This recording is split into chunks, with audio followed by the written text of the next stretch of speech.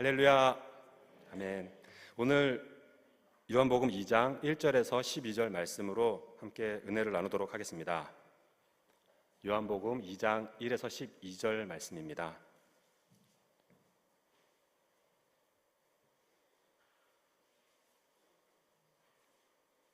다 찾으셨으면 저랑 한 절씩 교독하시겠습니다. 사흘째 되던 날 갈릴리 가나에 혼례가 있어 예수의 어머니도 거기 계시고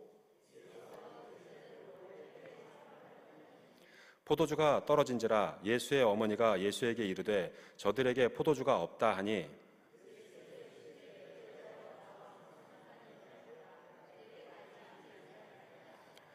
그의 어머니가 하인들에게 이르되 너희에게 무슨 말씀을 하시든지 그대로 하라 하니라.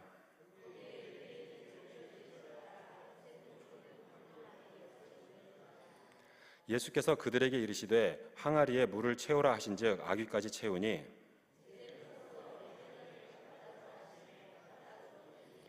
연회장은 물로 된 포도주를 맛보고도 어디서 났는지 알지 못하되 물도온 하인들은 알더라. 연회장이 신랑을 불러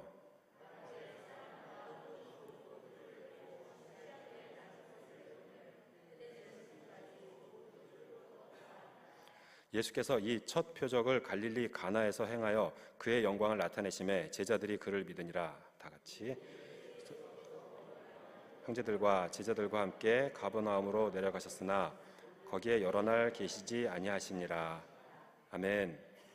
가나 혼인잔치는 유치부 시절부터 많이 보게 되는 말씀이죠. 근데 이제 지금 한번 사진을 한번 보겠는데요. 사진을 보면 정말 이 성경 말씀을 아주 깊이 묵상하면서 연구하면서 정성껏 그린 그림, 이런 명화들을 여러 번 보셨죠? 가나 혼인잔치에 이런 그 명화들이 있고, 사실 성경 곳곳에 있는 사건들마다 보면 어쩜 그렇게 명화를 잘 그려놨는지 감탄할 때가 있는데, 그러니까 이 성경에 나오는 사건들을 그냥 우리끼리 지금 뭐 그냥 관심 있어 하는 정도가 아니라 인류 역사상 사람이 무엇인가를 표현할 수 있을 때 하나님의 일에 관련된 것을 표현하는 것에 정말로 열심이었다. 그러니까 이건 뭔가 정말로 역사와 전통이 있는 말씀이다 라고 하는 것을 보고 싶은데요. 이 그림 조금만 자세히 보면 지금 잔치 사람들이 모여있고 좀 간략하게 표현한 거겠지만 그 앞에 물동이 이렇게 물 붓는 사람들 있잖아요. 근데 오늘 본문 말씀을 보면 손 씻는 물을 저렇게 눈앞에서 부어가지고 연회장 갖다 드리면 큰일 나겠죠. 그러니까 이건 성경적이지 않은 그림 같습니다. 한 장만 더 보겠는데요. 좀 이제 크게 넓게 많은 사람들이 모인 잔치, 그러니까 이런 정말로 정성껏 그린 이런 그 가나 혼인잔치의 그림이 있는데요. 이 그림을 보면서도 사실 별로 실감이 안 나실 수 있겠는데 어제 결혼식장 다녀오신 분들은 혼인잔치의 느낌이 아직도 생생하시죠? 그 느낌을 가지고 오늘 본문 말씀을 들어가 보겠습니다. 혼인잔치의 생생한 느낌 그대로 오늘 말씀을 보았을 때 여기서 예수님께서 왜 이곳에 가셨고 여기서 무슨 말씀을 하시면서 무엇을 보여주기 원하셨고 우리에게 무엇을 원하시는지 그 은혜가 더해지리라고 생각합니다. 어제 혼인잔치의 느낌으로 기분을 막 업하시기 바랍니다. 이제 본문으로 들어가 보겠습니다. 1절, 2절에 보면 사흘째 되던 날 갈릴리 가나에 혼인잔치가 있고 예수님의 어머니도 거기 계시고 제자들도 그 혼례에 청함을 받았더라. 여기서 저는 청함을 받았다라고 하는 것을 주목해서 보고 싶은데 우리가 하나님 나라 어린 양의 혼인잔치에 청함받은 얘기도 있다 하겠지만 여기서는 그냥 진짜로 혼인잔치에 청함을 받은 겁니다. 그렇다면 예수님과 제자와 어머니는 혼주가 아니고 그냥 청함을 받은 하객이에요. 그죠? 여기서 요거를 잘 보시고요. 그러고 나서 3절로 넘어가 보겠습니다. 3절에 포도주가 떨어진지라 예수의 어머니가 예수에게 이르되 저들에게 포도주가 없다라고 말씀을 하십니다. 1, 2절을 보셨으면 이제 분명히 이거 뭔가 좀 이상한 데가 바로 떠오르시죠. 혼주도 아니고 상관도 없는데 포도주 떨어진 걸 어머니께서 걱정을 하시면서 그걸 또 예수님한테 말씀을 하시네요. 이런 상황이 왜 이렇게 되지? 라고 할 때 저는 어머니께서 그냥 여기 포도주가 떨어졌다라고 하는 주변 사람들한테 하는 거랑은 분명히 다른 의도로 말씀하셨다는 것을 이후에 보면 알 수 있는데 예수님께 어머니가 왜 이렇게 말씀하셨을까? 어머니는 예수님께서 물을 포도주로 변화시킬 것을 이미 알고 계셨을까요? 그거는 아닐 것 같기도 한데 그러면 예수님께 어머니는 왜 포도주를 떨어졌다라고 말씀하셨을까라고 할 때, 그러면 예수님과 어머니 마리아 사이에서는 어떤 관계가 있었고 어떤 어머니는 무엇을 알고 계셨을까를 한번 생각해 보고 싶었습니다. 어머니 마리아는 예수님에 대해서 무엇을 알고 계실까요? 일단 첫째, 남자를 알지 못할 때 동정녀의 몸에서 성령님으로 잉태하여 태어나신 예수님을 자기 몸에서 태어나게 하신 분이에요. 아기 낳아보신 분들은 이게 얼마나 정말 잊을 수 없는 기억인지 아실 수 있겠죠? 그러고 나서 예언대로 베들레헴에서 그 아기를 낳게 될 때 목자들이 와서 그 앞에 막 경배했고, 또 동방박사들이 와서 경배했고요. 그 다음에 12살에는 예루살렘 성전에 갔더니 집에 가는 길을 하루길이나 갔는데 예수님이 안 보여서 다시 예루살렘 성전에 돌아가 보니까 선생들과 함께 성경 토론을 하면서 12살에 그러고 있었고요. 마리아는 예수님이 그냥 아들이 아니다라고 하는 사실을 분명히 알 수 있을 만한 우리가 알고 있는 사건들이 분명히 있습니다. 그죠? 그것만 놓고 봤을 때 분명히 물로 포도주 쯤이야가 이제 될 수도 있습니다. 근데 저는 여기서 이제 4절 말씀 우리가 더 많이 보고 싶은데요. 4절 말씀은 다 같이 한번 읽어보겠습니다. 4절 시작. 예수께서 이르시되 여자여 나와 무슨 상관이 있나이까? 내 때가 아직 이르지 아니하였나이다. 아멘. 여기서 이제 일단 여자여부터 좀 짚고 가겠습니다. 이게 자꾸 걸리죠. 어머니한테 여자여, 초신자도 걸리고 이제 신앙생활 많이 하신 분도 걸리는데, 이게 우리 청소년부들 성경책에서는 쉬운 성경에는 어머니여라고 번역이 돼 있더라고요. 그래도 좀 이렇게 읽는 사람들을 생각해 준 것 같은데, 제가 그래서 궁금해서 헬라어 원어로 찾아봤더니 이거는 귀네라는 단어를 쓰고 있더라고요. 근데 귀네가 성경에서 보면 한 반쯤은 여자, 여인, 여성이라는 우먼으로 쓰인 게 맞고요. 또 하나는 와이프라고 하는 단어로 쓰였더라고요. 아내라고. 만약 그냥 우리가 좀 여성을 비하해서 부르면서 뭐 여자여라고 한다라고 불렀을 때 그 단어가 아내를 부를 때 같이 쓸 수는 없는 단어겠죠.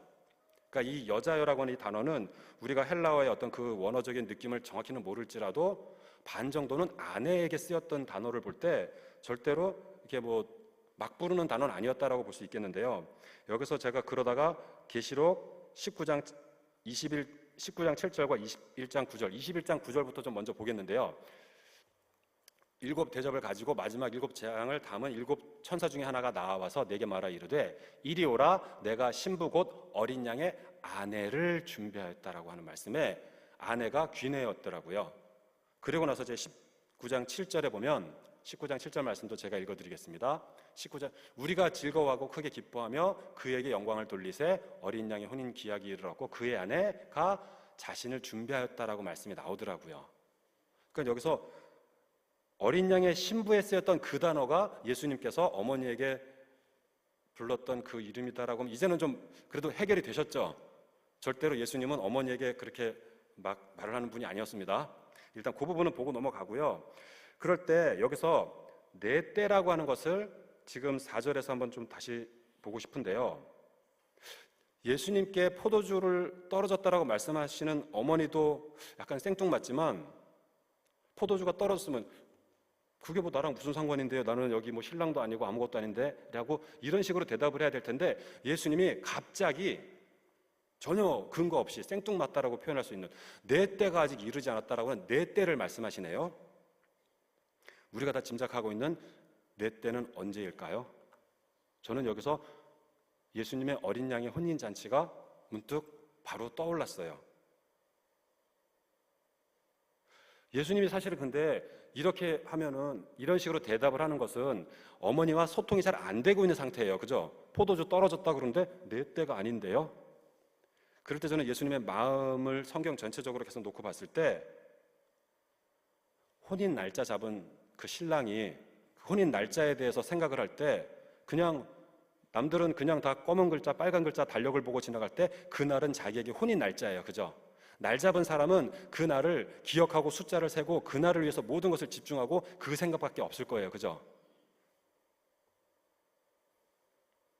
사실 그리고 예수님은 여기서 이 혼인잔치의 신랑이 아니니까 포도주를 준비할 의무가 전혀 없어요. 그죠? 근데 내 때가 이르지 아니하였다라는 것을 어머니에게 말씀을 하시네요.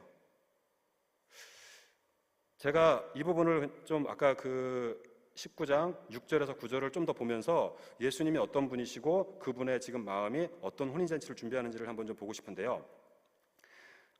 요한계시록 19장 6절에 보면 또 내가 들으니 허다한 무리의 음성과도 같고 많은 물소리와도 같고 큰 우레소리와도 같은 소리로 이르되 할렐루야 주 우리 하나님 곧 전능하신 이가 통치하시도다. 혼인잔치가 시작되기 전에 6절에서 먼저 전능하신 이가 통치하신다고 선언하십니다. 그냥 예수님이 그냥 혼인잔치 하는 게 아니라 전능하신 이가 통치하시는 이가 그가 혼인잔치를 하는데 7절에 우리가 즐거워하고 크게 기뻐하며 그에게 영광을 돌리자 어린 양의 혼인 기약이 이르렀고 그의 아내가 자신을 준비하였으므로 여기서 기약이라는 단어를 느끼셨습니까? 약속되어 있는 날짜였던 거라고요. 기약, 혼인 기약, 그 날짜의 기약 얼마나 마음 설레일까? 어린 양의 혼인 그냥 잔치라는 단어도 있지만 혼인 기약, 약속된 그 날짜가 이르렀어 그 아내가 자신을 준비하였다라고 하는 말씀이 나옵니다. 그러고 나서 이제 8절에 보면 그에게 빛나고 깨끗한 세마 옷을 입히도록 허락하셨으니 이 세마포 옷은 성도들의 옳은 행실이로다 하더라. 여기서 깨끗한 세마포 그런 영광스러운 옷에 대해서는 제가 뭐 자세하게 설명드릴 수 없는 저도 지금 아직 이 땅에서 살고 있으니까요. 근데 이 세마포 옷은 성도들의 옳은 행실이다라고 하는 말씀에는 또 마음이 턱하니 걸립니다. 제가 지난번 설교 말씀드릴 때도 성도들의 기도에 대해서 말씀을 드렸었는데 성도들의 옳은 행실이 어린 양의 혼인잔치 때 신부가 입는 세마포 옷이라고 하네요. 우리들의 옳은 행실이 있어야지 어린 양의 신부가 단장이 된다고 합니다. 우리들이 그렇게 지금 잘 옳은 행실로 준비하고 있으신가요? 좀 갑자기 막 마음이 무거워지지 않으신가요? 우리 지금 신부의 옷이 막 얼룩덜룩하고 이를 어째 나 때문에 그 옷이 지금 그럴 마음이 막 드시지 않나요? 저도 솔직히 내 행실로는 그 옷을 만들 수 없을 것 같은 그런 생각이 드는데 그럴 때 제가 여기서 한 가지 좀 짚고 싶은 게 뭐냐면 그냥 우리가 착하고 억울한 일 당해도 그런 거 다 그냥 감수하고 그다음에 뭐 정말 남에게 피해를 안 입히고 내가 피해를 입었으면 막 그런 거 갖고 피해를 되갚지도 않고 이런 식으로 살아가는 옳은 행실의 수준이냐? 그렇지 않다라고 하는 것을 제가 지난번에도 말씀드렸는데 다시 한번 말씀드리자면 여기서의 성도들의 옳은 행실은 무엇을 위한 옳은 행실일까요? 예수님의 어린 양의 혼인잔치를 위한 옳은 행실인 거예요. 예수님의 어린 양의 혼인잔치에 도움이 되면 옳은 것, 그것에 방해가 되면 악한 것. 이게 아무리 착해 보이고 아무리 예뻐 보이고 아무리 뭐 어떤 세상 사람들이 칭송을 하더라도 하나님 보시기에 어린 양의 혼인잔치에 합당하고 도움이 되는 것이어야지 옳은 것이다. 그렇다라고 하면 이제 우리의 옳은 행실의 기준이 좀 드러나니까 한결 뭔가를 해볼 수도 있겠네. 우리가 주님을 사랑하고 주님을 찬양하고 성도들이 함께 모여 예배드리고 그리고 우리의 이 열매로 세상에 나가서 복음을 전하면 되겠네. 뭔가 좀 해볼만 하지 않을까요?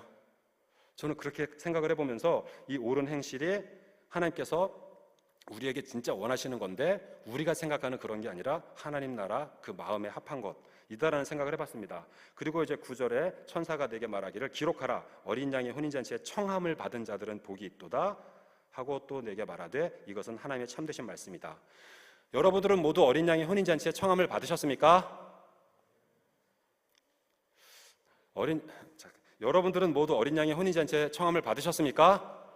아멘.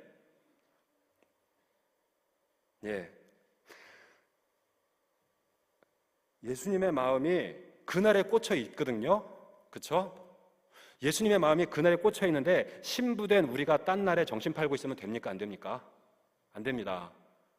혼인잔치에 갈 때 기름 그냥 양껏 들고 가서 예수님 신랑이 올 때까지 그 기름 등불을 켜면서 준비하고 기다리셔야 합니다. 이렇게 이제 무거운 부분을 봤고요. 이제 나머지 부분은 재밌게 보겠습니다. 자, 5절. 그의 어머니가 하인들에게 이르되 너희에게 무슨 말씀을 하시든지 그대로 하라 하니라. 예수님과 어머니와는 지금 소통이 안 되고 있어요. 그죠? 마리아 어머니께서 예수님의 말씀을 그냥 무시하시고 자기랑 상관없다고 무시하시고 하인들한테 야, 시키는 대로 해라. 그리고 아마 씩 웃으시면서 딴 데로 가셨을 것 같아요. 근데 지금 이게 서로 소통이 안 되는 답답한 사람일 수도 있지만 너무나 소통이 잘 되는 사람 관계일 수도 싶지 않으신가요? 말 안 해도 다 알아. 예수님께서 내 때가 안 됐다니까요? 그래, 알아. 근데 여기 포도주 떨어졌대. 알아서 좀 해줘. 이 정도로 통하신다라는 전 느낌이 들더라고요. 그렇게 해서 예수님과 마리아는 사실 제가 그냥 여기서 좀 약간 추측을 해보건데 어쩌면 어머니 마리아는 예수님께서 혼인잔치를 기약하고 그날을 기다리신다라는 것도 어쩌면 마리아 어머니와 예수님은 이미 소통하시지 않았을까. 왜냐고요? 4절에서 내 때를 난데없이 내 때라고 말씀을 하실 때 어머니랑 통하였다면, 그죠? 그러니까 어머니 마리아는 예수님과 함께 그 때를 준비하시고 있으신 예수님 마음에 참 마음을 나눌 수 있는 동역자였다라는 생각이 들더라고요. 그러고 나서 6절, 거기에 유대인의 정결 예식을 따라 두세 통 드는 돌 항아리 6이 있고 예수님께서 항아리까지 채우라 하시니 이제 하인들이 채웠어요. 여기서 한 가지 또 보고 싶은 게 왜 하필 손 씻는 정결 예식에 쓰는 그 더러운 물을 갖고 포도주를 바꾸실까요? 물 길어 왔으면 그거 가지고 그대로 갖다 주기만 해도 그래도 좀 깨끗하잖아요. 그죠? 누구한테 들켜도 혼 안 나고. 근데 정결 예식에 쓰는 그 물을 한바탕 거치는 바람에 이젠 누군가에게 들키면 이게 도대체 뭐 하는 짓이냐? 정결 예식을 모독한 것이고 그 물은 더러운 물을 쓴 것이고. 그렇죠? 근데 저는 여기서도 예수님의 마음이 아주 가득히 담겨 있는 마음이 표현이 됐다라는 생각이 듭니다. 예수님은 외식하는 자들을 아주 극도로 싫어하셨어요. 그죠? 외식하는 거에 대해서 다 필요 없어. 하지 마. 진정으로 나를 사랑하는 나의 신부가 되기를 원해. 라고 하는 것을 여기서 정결 예식을 일부러 그것을 한바탕 그건 아니야 라고 하신 것이 아닐까. 저는 그런 마음으로 이 말씀을 묵상합니다. 그래서 예수님께서 굳이 안식일 날 병자를 고치시면서 너희들의 외식하는 그것을 다 없애. 나는 안식일 날 하나님 아버지께서 일하시니까 나도 일할래 라고 하시는 그런 마음으로 우리에게 보여주셨습니다. 그렇게 예수님께서 말씀하셨습니다.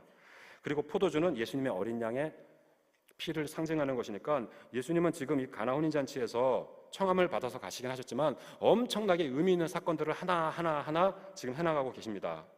그러고 나서 8절에 보면 이제는 떠서 연회장에게 갖다 주라 하시니 하인들이 갖다 주네요. 말도 안 되는 걸 하인들이 알면서도 하네요.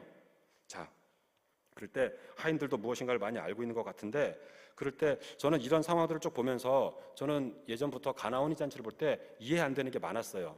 말이 안 되니까.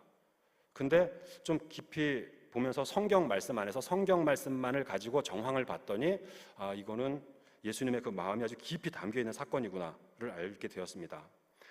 9절, 연회장은 물로 된 포도주를 맛보고도 어디서 나는지 알지 못하되 물 떠온 하인들은 알더라. 그리고 연회장이 신랑을 불러 말하되 사람마다 먼저 좋은 포도주를 내고 취한 후에 낮은 것을 내거든 그대는 지금까지 좋은 포도주를 두었도다. 좋은 포도주는 우리 좋죠, 그죠? 우리 자녀들이 인간적으로 열심히 공부하면 인간적인 능력으로 인간적인 성공을 할 수는 있을 겁니다. 근데 우리 자녀들이 하나님의 뜻을 발견하고 하나님의 나라를 위해서 하나님의 능력으로 공부하고 노력하면 하나님의 능력으로 하나님의 일을 하는 하나님의 능력으로 그 인생을 펼쳐나갈 수 있을 것이 확실합니다. 포도주 성분을 만드신 원작자가 누구신가요? 하나님이세요. 훨씬 더 맛있는 거, 진짜 맛있는 거 하나님이 만드실 수 있고 그걸 예수님이 만드셨습니다. 자, 예수님께서 이 첫 표적을 갈릴리 가나에서 행하여 그의 영광을 나타내심에 제자들이 그를 믿으니라 라고 할 때 이 부분도 제가 또 예전에 말씀 나눴을 때 제가 예수님의 영광에 대해서 말씀을 드린 적이 있었죠. 그때 예수님의 영광 요한복음 13장 31절 다 같이 한번 읽어보겠습니다. 요한복음 13장 31절 시작. 유다가 나간 뒤에 예수님께서 말씀하셨습니다. 지금 인자가 영광을 받았고 하나님께서도 인자를 통해 영광을 받으셨다. 아멘. 정말 이 세상에서 가장 밝은 빛, 가장 휘황찬란한 어떤 그런 장식과 보석들, 그것으로 하나님의 영광을 표현한다고 해도 그것으로 될까요? 아니요. 해와 달이 필요 없을 만큼 하나님 나라에서는 하나님 그분 자체가 가장 세상에서 밝은 빛이시기 때문에 빛으로 하나님을 표현할 수도 없어요. 그런 것으로 하나님의 영광을 표현하려고 많은 것이 있고 사실 하나님 나라도 그렇게 되어 있긴 하지만 정말로 그분의 자체가 영광이시잖아요. 근데 그분 자체의 가장 중심에 있고 그분 전체가 무엇인가요? 하나님은 사랑이시라. 요한복음 13장 31절, 가룟 유다가 예수님을 팔러 나가기 위해서 십자가 사건, 하나님의 마음, 그 사랑을 확증하는 십자가 사건이 시작되는 딱 그 시점에 예수님께서 영광을 받으셨다. 저는 여기서 그의 영광을 나타내시면서 첫 표적을 보이셨다라고 할 때, 여기서는 사실 그냥 포도주가 변화된 것만 갖고 사람들이 우와 놀랍다라고 했을 수도 있죠.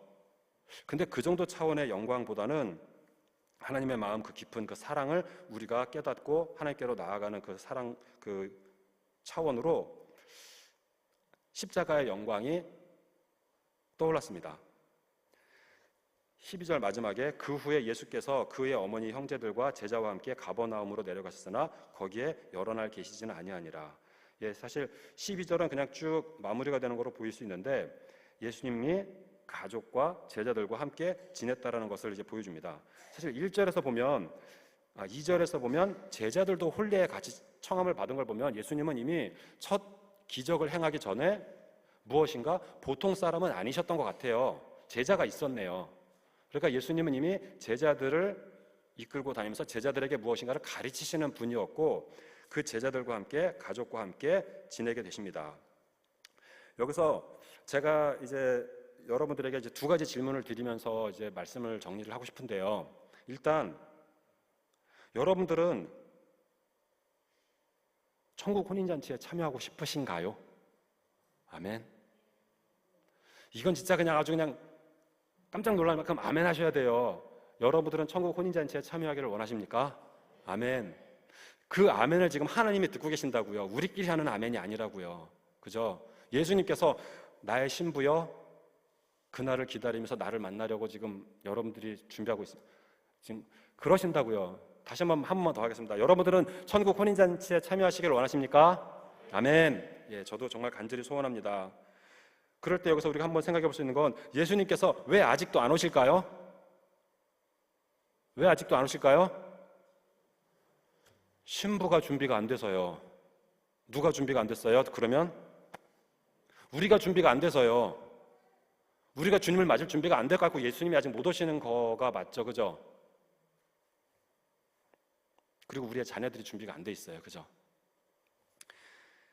그럴 때 그 신부에게 무엇을 기대할까요? 그날을 기다리며 단장하며 오로지 신랑만을 사모하며 우리의 혼인, 그 영원한 하나님의 나라를 소망하면서 그날을 정말 아주 손꼽아 기다리는, 그것이 우리가 해야 할 가장 중요한 일이라고 생각합니다. 그럴 때 이제 한 단계 더 나아가서 우리의 연애 결혼과 예수님의 혼인잔치는 어떤 관계가 있을까요? 이 질문으로 마무리를 드려보고 싶은데, 제가 지금 청년들이나 청소년들을 만날 때 계속 정말 너무 안타까운 게, 결혼과 자식을 낳아서 키우는 걸 아주 그냥 거의 무시하고 멸시하고 막 그래요. 근데 하나님께서 우리에게 복을 주셨던 그 천국, 우리에게 생육하고 번성하라고 최초의 복을 주셨던 그 연애와 결혼은 하나님께서 보여주고 싶으셨던, 우리에게 이 땅에서 주시고 있는 원하는 가장 중요한 핵심 복, 그 모습이란 말이죠.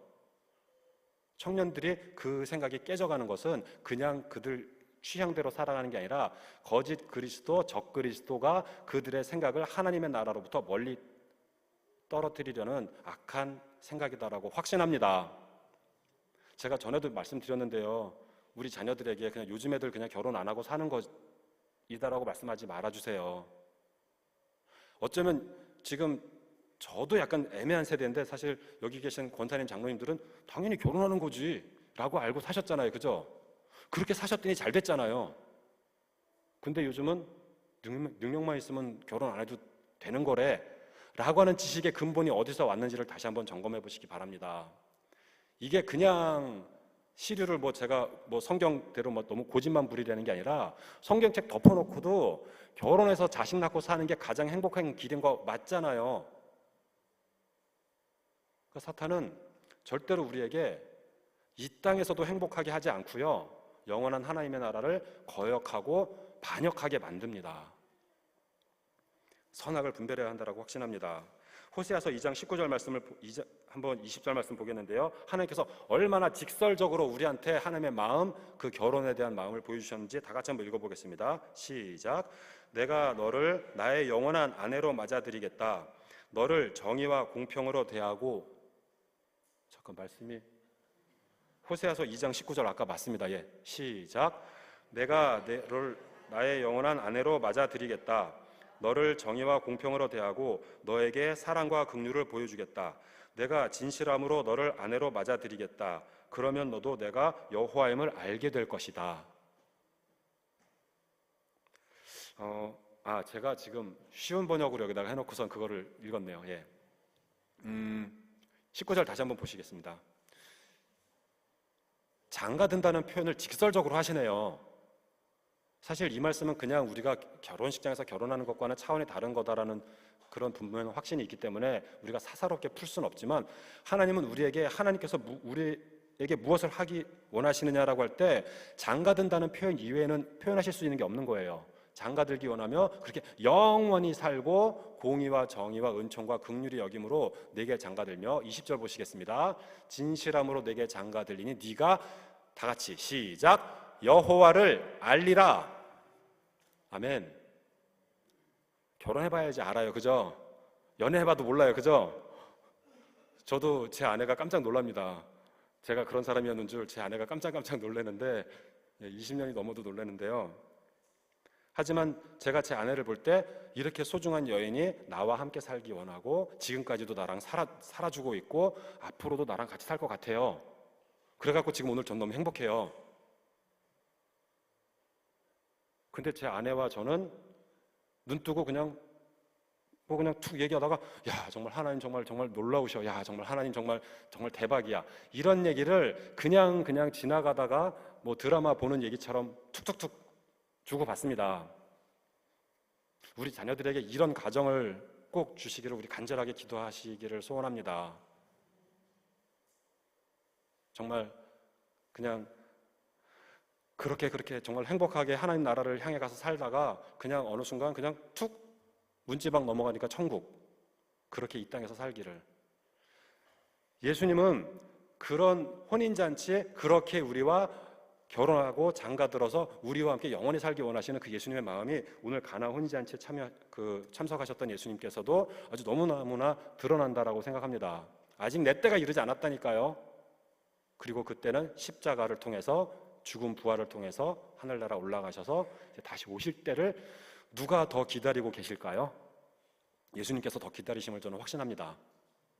우리가 자꾸 까먹고 딴 생각하고 딴청 피고 있어도 예수님은 그날을 정말 손꼽아 기다리시는 것을, 하나님께서 가라, 아버지의 때가 이르렀을 때 가라 하실 때 그때 오시리라고 정말로 날 잡은 그 신랑이 출발 준비만 하고 계실 그런 우리 예수님을 정말로 더욱 사랑하면서 주의 말씀 안에서 하나님께로 한 걸음 한 걸음 더 나아가는 우리 새하늘교회 성도님들이 되시기를 기도드립니다. 우리 다 같이 하나님께 아멘 주 예수에 어서 오시옵소서, 정말 신부된 마음으로 주님 어서 오시옵소서, 그런 마음으로 다 같이 기도드리시겠습니다. 다 같이 기도드리시겠습니다.